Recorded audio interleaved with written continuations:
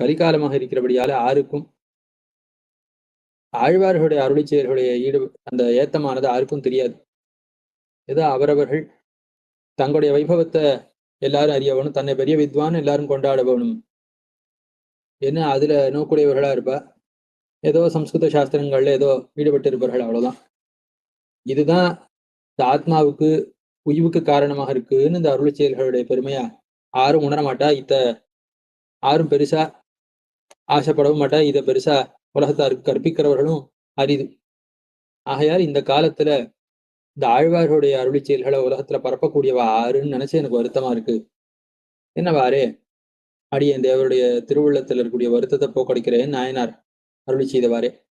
வெறும் வாயால சொன்னா போதாதுன்னு உடனே திருவாய்மை பிள்ளையினுடைய திருவடிய தொட்டு சபதம் பண்ணி அருளி செய்கிறார்.